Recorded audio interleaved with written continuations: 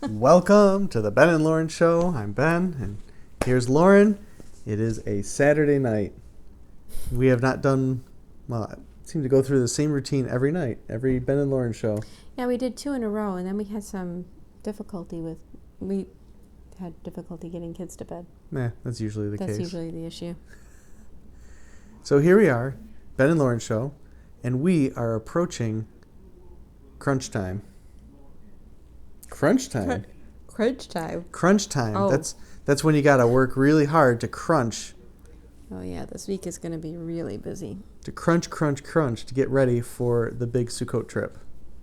Yeah, I got a lot to do this week. So I'm sure we've talked about this before, but every other year we've been going to Arkansas for Sukkot. Started in 2016, then we went again in 18, and now here it is 20, and we're going to make the trip down there again. And we are quite excited. In 17 and 19, we had babies at Sukkot time, so... On off years, we camp right in our backyard. But this year, we have something very special. We've typically used a very thin little camping tent. We might have talked about this in other Ben and Lauren shows, but we're excited now about a big, brand new canvas tent. It's big. It's like a circus tent. It definitely catches attention when we put that thing up. Now, we did something kind of interesting this year. We decided to experiment with our equipment. So we rented a trailer to attach to our car, and we went to State Park. Was it Lakeport or Lakeview? Lakeport State Park. State Park. And discovered we needed to have a special registration passport. It was $17 or something. It wasn't. And we rented a spot. It's technically an RV area, but I think you can put tents up. There's a lot of people with tents there. I don't think it is just an RV area. It's run with They had electricity. We never used it. electricity and stuff like that. No, we were off grid. We did not use electricity. We paid for it, but we didn't use it. No. But the best thing of all is we were right on the water, right on Lake Huron. Like literally, just you leave the tent, go down the path, and there's the water. We put the back of our tent to the road. Normally, people put the back of their tent sort of to the back of the campsite. We turned it around the other way, so the door of our tent is looking out at something else besides all the other campers. And it was a big camping spot. Yeah, I very thought spacious. that it was a lot smaller. I thought there was another one in between us and the one Nope. next to us, but turned out that no, those are 2 spots, not 3. We did have a bit of an incident. It's kind of my fault. Well, I don't know if it's your fault. Basically, we had the car with the trailer, and I had it parked in a particular spot, and Lauren suggested I should move it, and it made sense. I had it beside the tent. She suggested putting it between the tent and the road, so it kind of blocks between the two. If we'd have left it there, I don't think we could have gotten the tent all the way put up, and we wouldn't have been able to move it again until we collapsed the tent. So I wasn't expecting to have to move the car and move the trailer, but I hopped in the car, moved around. Everything seemed fine until all of a sudden I heard a very loud crunching, scraping noise. And I thought it had something to do with the trailer, like it was jackknifing or something happened. But Lauren said, "Stop."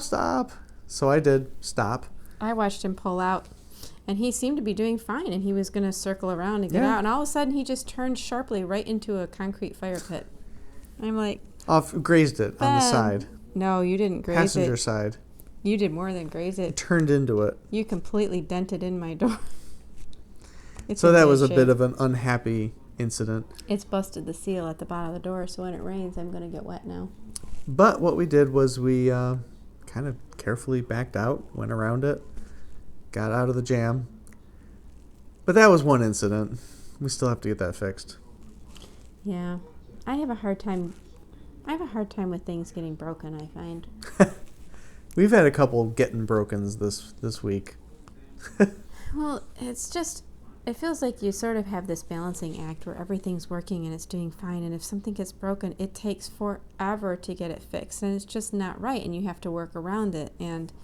But it's like that probably in a lot of homes. Well, and then the money that you have to use to fix that was something that was supposed to be for something else. Right. It's called a setback. money that was saved up ends up going towards something appropriated for something else. That's true. So it's a setback, but you know what? Every home has setbacks. I just feel so powerless to add to the money that would make that not so much of a setback. It's just, I don't like when things get broken.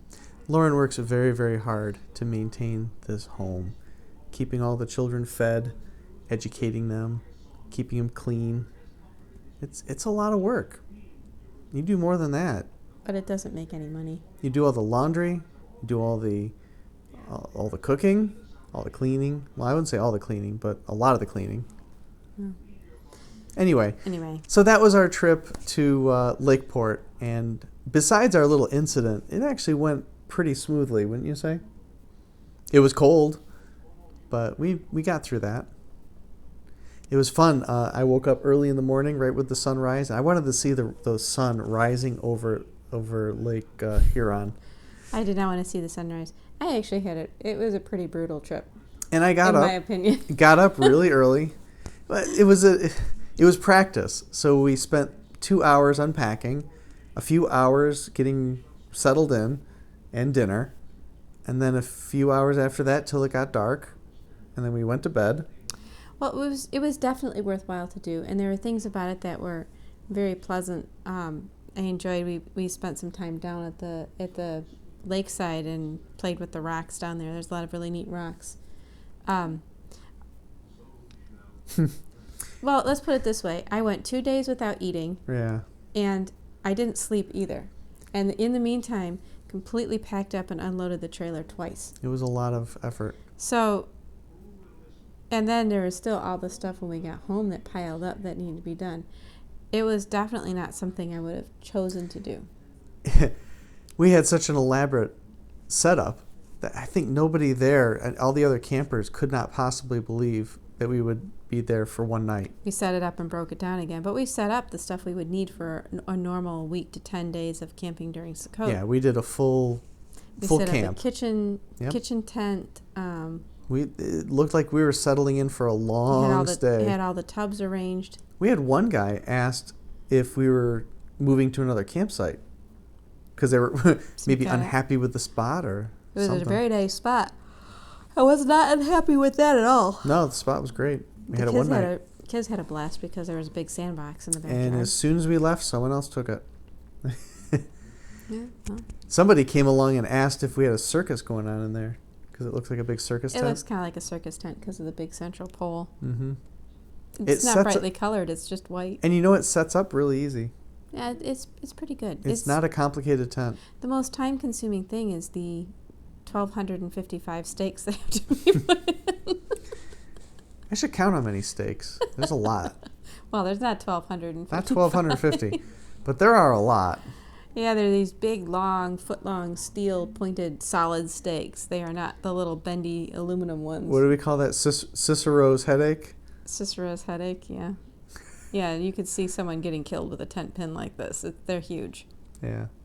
And they're heavy, too. You could knock someone out with one of those. Yeah, we got up in the morning. Abigail and I set up camp in the morning. First thing I did. Yeah, Abigail did a good job. Got the coals hot, got the camp stove going, and started making hot tea. That was the theme, because you could see your breath in the morning. It was pretty cold. It got down to 43. And as of that week, the coldest it had gotten in the area since springtime was 47. And I was expecting, about 50 degrees. Oh, no, it was. And it's funny when you expect it to be about 50 and you get everyone dressed for that and it goes down to close to 40. That makes a big difference. Oh, yeah. It's cold. Also, this is a funny time where it goes from summer to not summer. And you never quite know what you're going to get. Yeah, you never know what you're going to get. Later that day, it got warm.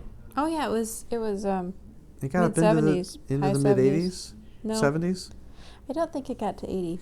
Well, but it was very nice and warm. It warmed up as we were eating breakfast, so you could tell it was going to get hot. Yeah. So we spent some time walking around, kind of exploring, looking at rocks, and we came back for lunch, looked at the clock, 12 o'clock, and Lauren says, I don't really know what time we need to be out of here by. So I go over, look at the sheet of paper, it says 1 o'clock. We got 1 hour. And we basically That was not good. we knew it would take 2 hours.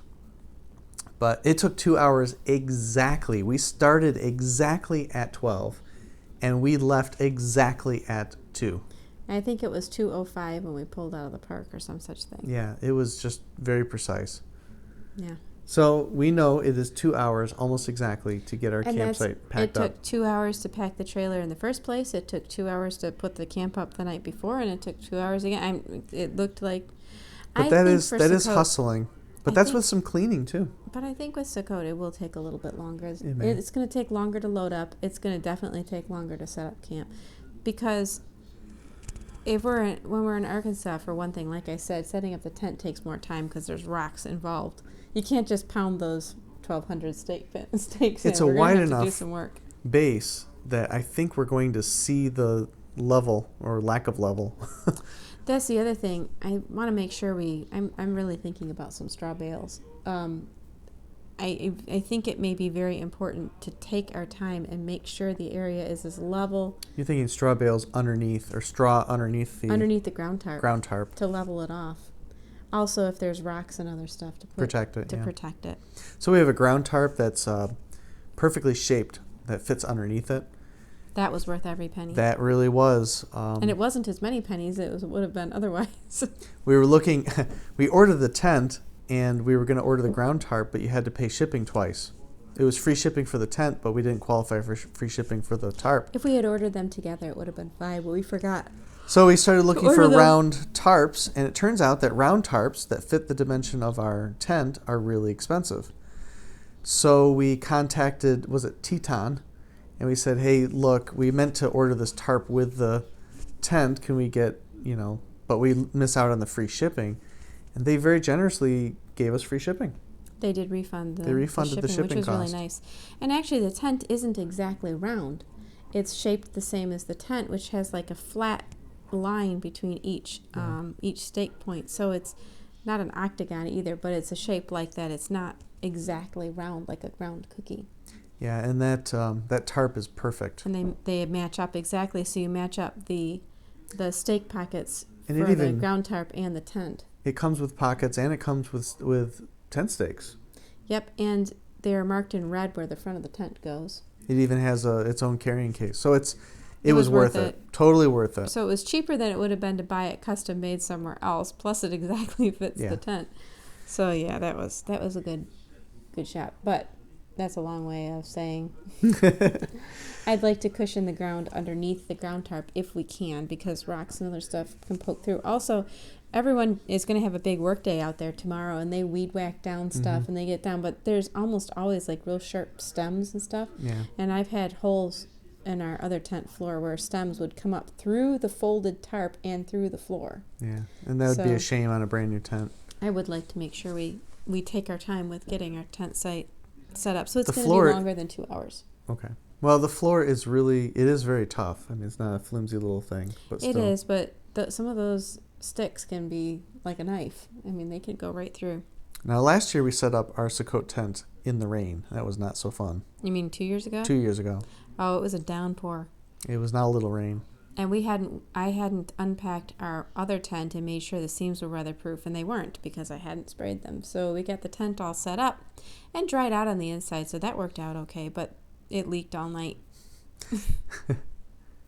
So that was our camping experience. One of the things that we were really testing out was the trailer. We rented a trailer from a rental place, and it was huge. Seemed huge anyway. It's seen better days. It's a little bit of a rust bucket, but it works just fine. It was very heavy, but our car handled it. Every other time we go for Sukkot, a truck handled it. We've tried several different methods that didn't involve renting a trailer or buying a trailer.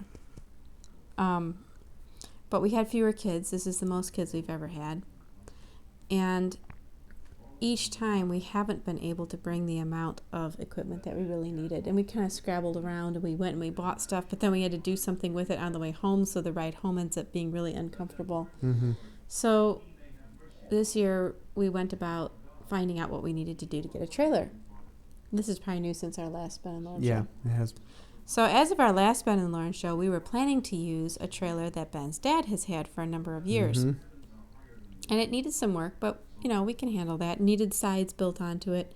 And we suspected it needed a new wheel. One of its wheels was the actual wheel assembly was in bad shape. And I'd gotten down and looked under it, and I was pretty skeptical in the beginning because I saw the amount of corrosion on the springs and the axle and the underbody, and I thought, this doesn't look like it's really going to make a trip all the way out to Arkansas. I was a bit more optimistic about it. Well, Ben and Dad both said it'll be fine. Mm-hmm. So I thought, well, first of all, what do I know? I'm looking at it, and it looks a certain way to me, but I really have no experience with this, and it's not like cars are my specialty or trailers are something I know a lot about. So I kind of just said, well, okay, it's going to work. So then Ben started doing work to kind of renovate it. So we started getting some equipment, some things to add to it, to repair it, to fix it, starting with the wheel, and that didn't work out. Some mishaps are going on with that. But really what happened was the assembly that attaches to the ball was really rusty on the inside. And there was a latch in there and a bolt, and I unscrewed the bolt. And as soon as I did, all of the mechanisms fell out, and it was all rust. It was all rusty. It was rusted to the point where if we had hooked that up, it would have let loose. The springs were all rusty. Everything was in bad shape. Out of alignment. It was just in bad shape. And then we looked at the electrical, didn't look too good. And then we made a discovery we hadn't really realized. It wasn't really a trailer. It was the camper deck from a camper that was from the 1960s. Yeah. We hadn't realized that. We were having trouble replacing the wheel because it's a non-standard wheel. The way the bolts are aligned. It was also very small. Everyone we talked to said, what size is that? That's like a wheelbarrow wheel. Yeah, they called it a wheelbarrow wheel. So ultimately we said, oh, this is not going to work. We figured by the time, well, first of all, we weren't going to be able to get a new tire for it. It was going to really push our timetable. And to get a new wheel for it might be impossible, but it's going to be a special order thing. It's going to take a while. So we realized there was a good chance that we couldn't get it done in time for Sukkot, and we were going to have to spend a lot of money to make it happen. And it wasn't really safe in the condition it was in. No. So we had to make a last-minute decision. We started looking around at... our first decision was, hey, let's just go to Harbor Freight or one of these, Lowe's or any place like that. We'll just buy a trailer. We'll put the trailer deck on it, which we were already planning to do that. So we made some trips, and we discovered that right now, for whatever reason, everyone's sold out of trailers. I'll tell you what the reason is. They're all made in China, and nobody's getting shipments. So there is not a single Harbor Freight type trailer bed available in Michigan. Now, you can get one from it was from Tennessee, from Northern Tool, but they were going to charge $150 shipping, and it might show up by September 30th. Well, we're leaving on the 28th or so. That's not going to work. So we can't do that. We still had to do a build-out on it once it got here. So we were in a pickle. So we found this one we can rent. It was about $20 a day. Well, we started looking at U-Haul trailers, and that was going to cost $500 quite for expensive. Us. And we'd have to do the rental in 2 stages. Right. So we kind of nixed the U-Haul idea. We went to kind of a local place. And it's funny, I checked it out ahead of time, and I looked at it, took pictures of it, made sure it was in good shape. And my first impression was, no way. That's too rusty. It's too heavy. It just, everything about it looked like it's not going to work. But I started asking questions, and we looked up in the manual, and vehicle can tow that weight. It's a 1,200-pound trailer because even though it's only 5 by 8, they put these tall steel mesh fencing sides around it. Yeah. Those have got to be 4 foot tall, both sides. About 3.5 feet. And so it increased the weight of the trailer pretty dramatically. Those things are heavy. It looks like something you'd imagine a scrapper using. Yeah, it looks like a scrapper trailer. And you just fill it up with junk. Yep. That's what it looked like. Make it weigh 3 tons. And that's probably what people rent that for. Probably. So we rented it just to see if our car could handle it. It's actually a truck, the Highlander. And it worked great, I thought. No incident. Yeah, I can't tell because I'm not used to the feel of what it's like towing the trailer, but Ben's family used to tow a very loaded down camper to Pennsylvania frequently using a minivan. You have to drive a lot slower. It's going to make our trip to Arkansas take longer. And I don't know how it'll handle the big mountains. It's unknown. Can we put our vehicle in a lower gear and put four-wheel drive on? Would that change it? It would. Put it in four-wheel drive, put it down into low gear. You could probably make it up with a little bit of effort. Well, what relieved me is I had forgotten that Ben actually had quite a bit of experience with a car that wasn't meant to be towing what it was towing and what that was like. And he climbed in the car, started driving the trailer. He says, "Oh, yeah, this is doing great." I'm like, well, we're kind of bouncing around, and I can feel that trailer on the back of this car. He's like, you feel it. It's not going to drive the same as it did without a trailer.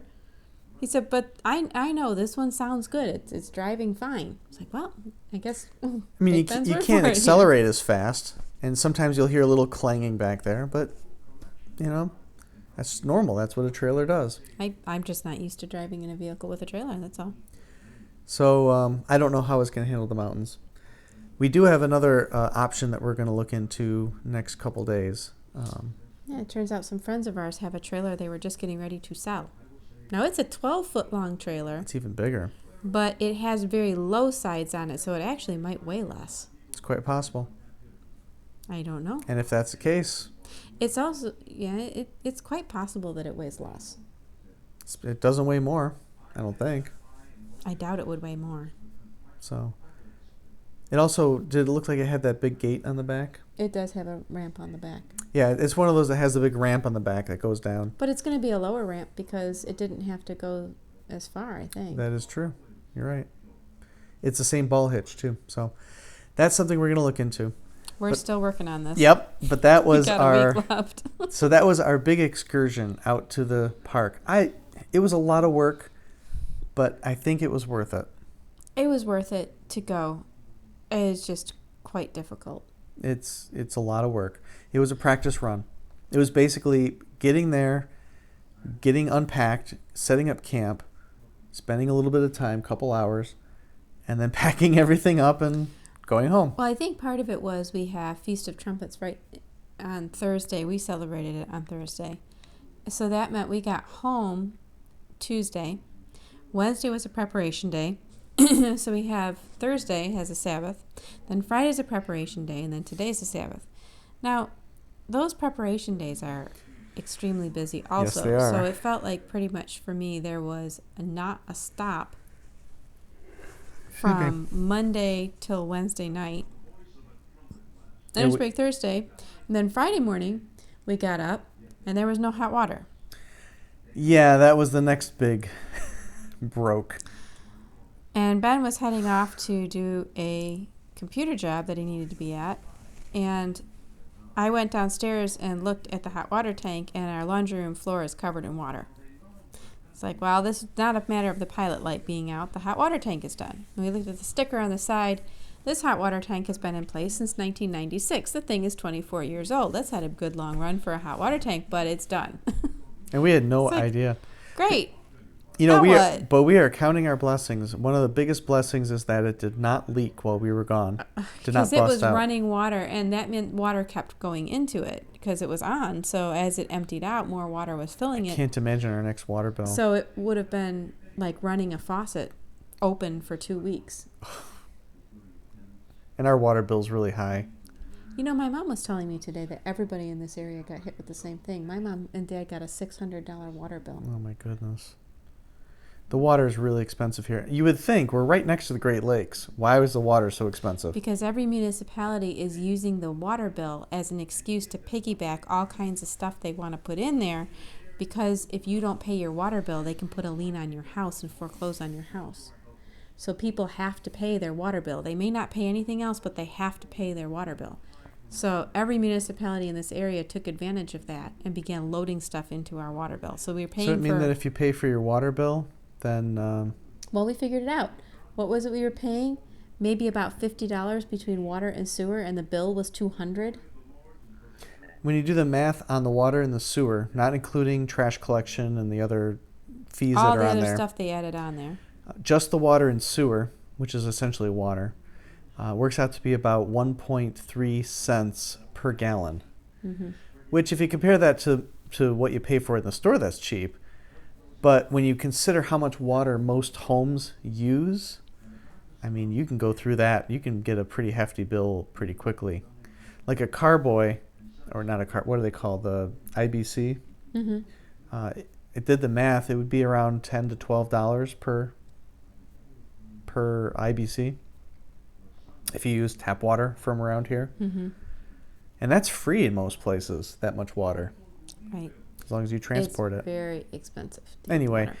so we're very glad the hot water tank did not break and Yes. go running our water down the drain for 2 weeks. So Now, Lauren, nobody would have thought to check Now, it. Lauren did an amazing thing. While I was gone, she actually found a new water tank. Not only that, she bought it, and not only that, she picked it up from Lowe's. I didn't pick it up. 2 other people put it in the car for Wow. me. Other people put it in the car. Other people got it out. But You and I carried it down the stairs. Yes. Yep. And when I got back, we got the dolly and brought him down the stairs and got it all positioned right.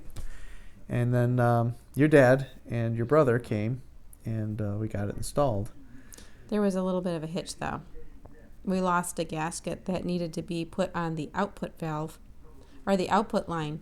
Mm-hmm. So it was leaking just a little bit, and it was sundown. And my dad said, we're going to Friday. have to resume this tomorrow night. Mm-hmm. My family also keeps Sabbath. It's not just us. Right. So that was tonight. So Dad came back, but this morning I got up to look at it, and there was a waterfall of water running out of the output valve. Water had run back down through the lines and was running down, and was running all down the front of the new water tank. And it was flooding down into the area where the pilot light is supposed to be. And I thought, uh-oh, this is a problem. And I went upstairs to Ben, and I said, isn't there anything we could do about this? It's leaking like crazy. It's running down the front of the tank, and this cannot be a good situation. So Ben went down there with a pair of channel locks, and he cranked on the hookup for a while, and he managed to get it closed off. But in the meantime... Wish I had done that earlier. All the insulation around the opening that leads into the pilot light is drenched, and we think water may have gotten into there's like a little miniature gas line that lights the pilot. Yeah, so long story short, essentially we tried lighting the pilot and it wouldn't light. It will not light. So we're hoping that with a little bit of time, it'll dry out, we can try again, and that pilot will light. I've got a fan on it right now trying to dry it out. Oh, you did put the fan down? Good. Fan's on it. It's got a good breeze. Well, so we still have no hot water. But we are so thankful it happened now. Yes, although I'm going to have to get up tomorrow morning and wash a lot of dishes because we had a full dishwasher when it went out. Yeah. And I didn't wash them because it was going to be... And no laundry. Well, I was expecting the hot water to go on last night, so I didn't wash the dishes during the day, and then it didn't go on, so then I didn't want to wash them during the Sabbath, and then I was expecting tonight. Well, and Daniel will not potty train. Was it last night or night before that we were thinking about some of the greatest blessings we experience? Yes. And one of them is hot water. Hot water. And we're not really set up. We are not set up properly to deal with not having the hot water. It's going to take us a little while to readjust things so that we can get around the not having the hot water. Hot water is on that short list of things. Maybe it's not such a short list. But on that list of things that you don't really miss it till it's gone. You take it for granted. We just have hot water. But once it's gone, it's like it disrupts everything. Can't give kids baths. No baths. No showers. No showers. It's very hard to wash the dishes. It is hard to wash the dishes. Yep. No laundry. I mean, you could do cold water laundry. Yes, I can. But the problem is, like I just said, Daniel is not potty training properly. Yeah, we've got a lot of water, laundry that needs to be washed in hot water. Yeah. So this all can be arranged. It's just going to be... It's such a headache, and there is so much to do this week that I'm kind of feeling like, oh dear. So that's been our very eventful week, dealing with hot water tank, dealing with camping trips, and buying supplies for camping. One thing that we learned from this camping trip is all the things that we wish we had. I mean, seriously. If we went all the way down to Arkansas and went camping and say, oh, we should have got this. Yeah, one of the things that I realized was we needed a rug. Yeah. The thing about a canvas tent is you really do not want to get any moisture or any dirt as much as possible on the canvas itself. Mm-hmm. Because as soon as you do that and mildew starts in canvas, it breaks down the fibers of the canvas threads, and your tent, it does have a lifespan. You really need to keep it as clean as possible. All that to say, when you fold up a tent, the ceiling is against the floor. Yeah. So your floor needs to be very clean, as close to spotless as you can get it, and bone dry. Yep. When you fold that tent up. Well, the first thing I woke up to on Tuesday morning was that the kids had gone outside and then walked back in and walked all over the tent. And they left mud everywhere on the floor of the tent just in the few minutes that they had done that. Well, one of the more time-consuming things of setting up or tearing down the tent was cleaning up the floor. Yes. It took quite a bit of effort and time to get it clean. So we learned to bring a mop. Well, we need two things. We need our little mop that you can just put the cloth on and mop up. Mm-hmm. And we needed a rug. So we have a rug now. We found a plastic fiber RV rug, the kind that people who do RV camping tend to put out under their step. Yep. It's perfect. And it can be taken outside and hosed off, so it's not like the little cotton rugs I've brought before that you really can't wash once they get sopping wet. So we also learned to get another air mattress because Daniel and Rebecca did not have a place to sleep on an air mattress. We have sleeping bags for them, but they need to have something to get them up off the ground. A lot of people have cots. Yeah. Although with our very little kids, I would not put them on a cot. They'd roll off onto the floor. We also learned we needed new batteries for our our pump. And I thought we had them, but we had the wrong size batteries. So not only did we get new batteries, we also got a second pump. We had forgotten that our old pump, the latch had broken. Mm-hmm. And you have to squeeze it together super hard to get it to actually engage the batteries and turn on. So it was quite an adventure. So if you have any experience camping with an air mattress, it's warmer during the day. You fill it up, and as it gets colder, the air compresses. And your air mattress loses. Your air pressure just gets less and less and less. Till next thing you know, your bottom is hitting the ground. I mean, it's... So on really cold nights, it behooves you not to try to even do anything with the air mattress until it's gotten pretty chilly, and then you fill it up. Yep. Don't bother filling it during the day. It's useless. It is. So we got a rechargeable. It's kind of rare to find these, but it's a rechargeable pump. Yeah, air we pump. did. It charges from a USB port. So that would be... To the car, we can run it. That would be great. So we can charge it from the car, which would be a lot better than batteries. And it's got a lot higher pressure than our initial one, too. Good. So that was a couple things that we learned from our camping trip. Things to bring, things to be ready with, and we are ready with. Also, we need a plan of what to do with Rebecca while we're setting up and breaking down camp. Yeah, she's mobile. She crawls. And she crawls fast, and she can actually stand, and she can climb. And if you try to put her in a little chair or something to keep her from doing anything, she's liable to tip herself over or... Now, we are getting to Sukkot a day earlier than most people. I think most people are arriving the day after. Or are we arriving? It's kind of even. 50-50? I think Zach said a lot of people were showing up the same day we are. Okay. There's people who are from farther away. Mm-hmm. We set things up this time because we know that we're going to be traveling slower because of the trailer. Yeah. That Thursday, again, is a high Sabbath that week. So Wednesday's a preparation day. We've learned leave preparation days open if at all possible. You should not be setting up your camp on preparation day. If you do that, you will really run in hard into sundown. It's going to be rough. Now, 2 years ago, we went there, and it was pouring rain on a Friday, late in the day. We didn't have much choice because of when Day of Atonement fell. Right. We had to wait for Day of Atonement to start, and then we had the weekly Sabbath, and then we had a double Sabbath. We had weekly Sabbath and then high Sabbath. So we really were crunched for time last time. Now, the way a lot of people follow different calendars, but what we're doing is Day of Atonement falling on Saturday. Following conjunction calendar. That's a conjunction. And that follows also what Zach is doing with the homestead, starting Sukkot on the 1st of October. I think because we don't necessarily have super strong conviction on which day ought to be done, if we're celebrating with somebody, we will celebrate on the days. They are just... Well, yeah, for example, we celebrated the Feast of Trumpets on Thursday, But we did it again today because But we more pretty people much we celebrate with. we pretty much did it again today. Got my trumpet out and blew the trumpet and all that. If we don't know for certain and Messiah isn't back, then it is what it is. We do the best we can. Anyway, so High Sabbath, we're celebrating it on a Thursday. Not this week, but next week. So Wednesday's the preparation day, which means we really would like to at least get into start camp so we can be in bed in the tent Tuesday evening. So we're leaving Monday, right? We're leaving early Monday morning. And then it's a 2-day journey, so we're going to find a place to spend the night. And I had to look up all about mask mandates and what else on the way. Yeah. Try to figure out a place where we can get into a hotel without them forcing us to put masks on all our children. We don't do the mask thing.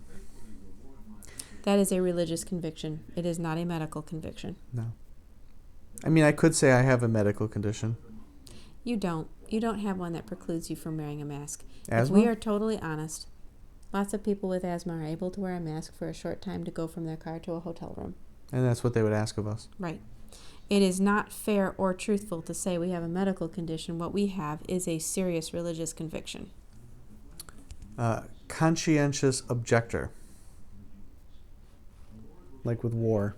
I guess that's the closest we're going to get. Anyway, so I looked all that up, and I'm hoping we'll be able to get into a hotel room. So what that means, if we're we leave sleep Monday, in the car. we travel Tuesday, and we get there on Tuesday, and we're able to set camp up on Tuesday, which would be nice. we're going to have all day Wednesday to get settled in for preparation day. I have a feeling we're basically going to get bare bones set up on Tuesday.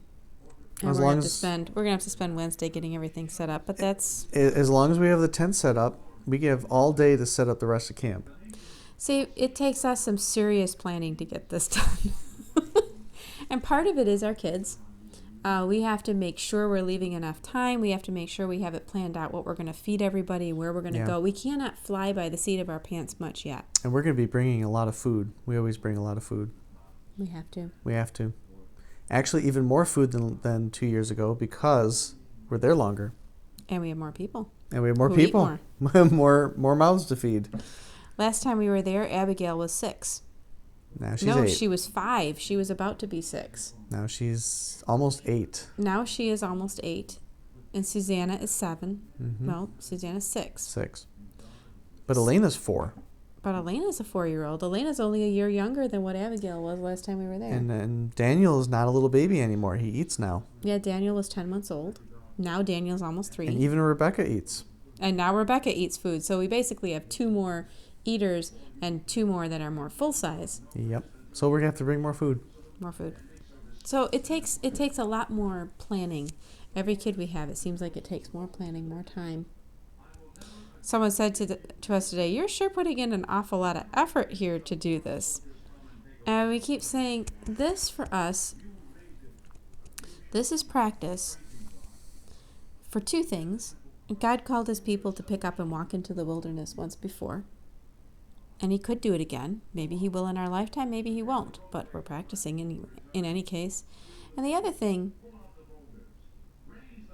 if by some miracle we are around for Messiah to come back, we're going to be required to be in Jerusalem. And that's a lot farther than Arkansas. That's a lot harder to get to than Arkansas. We better get some planning in for how to do these kind of things. And who knows how that actually works, because there's a big body of water in the way. I don't know, but we got to make it happen somehow. Good swimmer? I might be, but are you going to make Rebecca swim the Atlantic? Nope. Oh, sure, I can swim the Atlantic, but not Rebecca. Sure, you can swim across, no problem. Carrying a tent. Carrying a 100-pound tent. Ben, no, we'd have to book boat passage, and we'd have to leave ourselves an extra week to get there.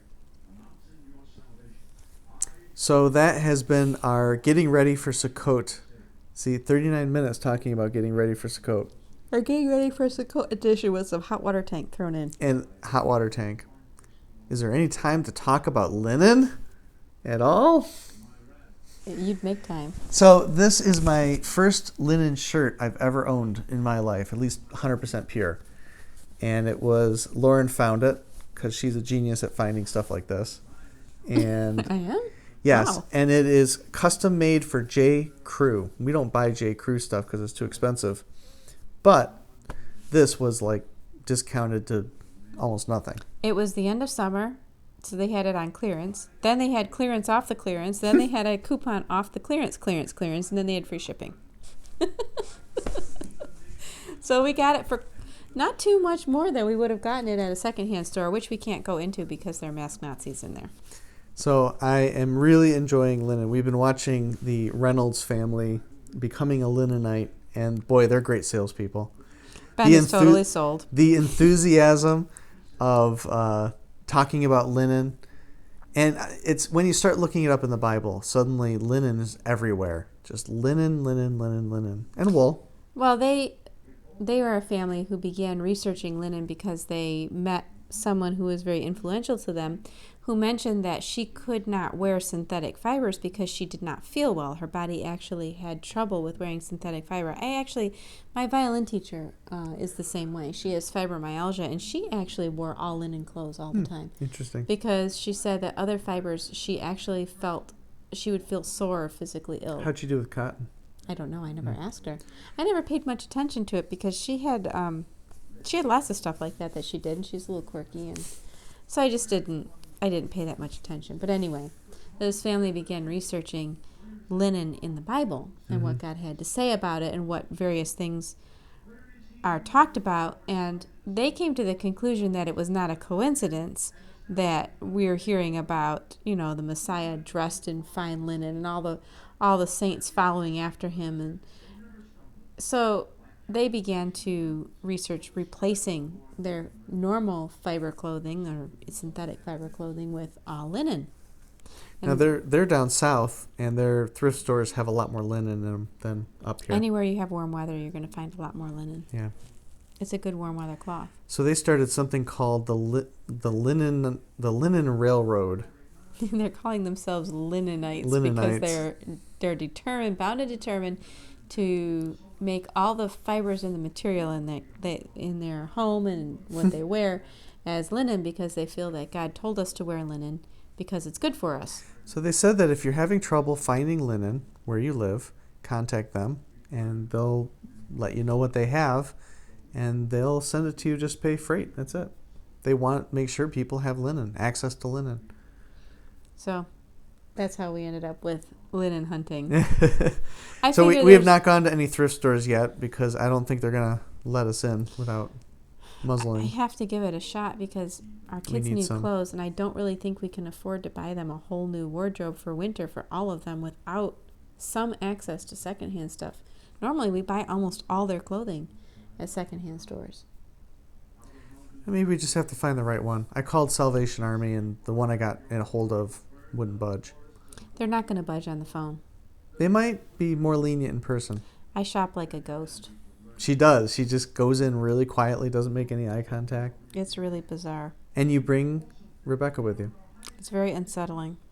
I don't think I'd take her to the secondhand store because I don't think I'd be able to keep her busy while I was looking through all the clothes and stuff. The secret is smiling. No. Everyone's looking around and they see people's faces covered, and how can they resist a smile? They can resist a smile. There's some pretty sour people in this world. Well. I'm not looking forward to it. It's going to take a great effort of will for me to do. So anybody who thinks that someone who's not wearing a mask is doing it just because they don't feel like it, or because, they just can't put out the effort and they're being lazy, you're nuts. It's very difficult to not wear a mask. Yeah, it is. There's a lot of social pressure and conformity, and we're programmed to conform. It is quite stressful, I find. So when the Bible says do not conform to the pattern of this world, it's saying deprogram. Because we're programmed to conform to the pattern of this world. That's our programming. Wow. So I'm excited about linen. We have, I got some linen pants, 2 pairs of linen pants, 2 pairs of linen shorts, and this wonderful shirt that I want to wear every day.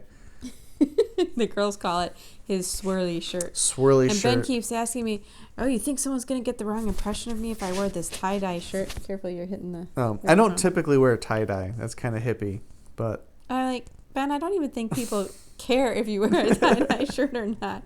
Are people going to think I'm into drugs or No, the running running joke is ever since I tried CBD oil, I've been wearing the tie-dye shirts.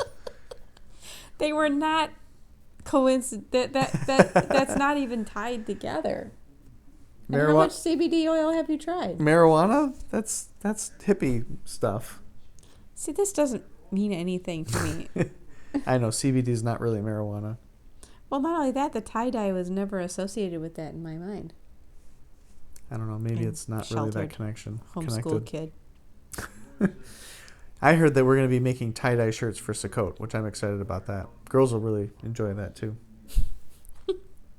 I think they will enjoy it just fine. And I'm really glad that Philip and Gina arranged it, and that'll be fun. And I don't care if tie-dye is associated with whatever. Well, it's not a true tie-dye shirt. It has a collar, so. It's only blue. It's only blue. It's my cloud shirt. I feel like I'm a cloud floating around. So on that wonderful note, it's been 45 minutes. I think it's time to say goodnight. Good night. Say goodnight, Lauren. Good night, Lauren. Good night, everybody. So long.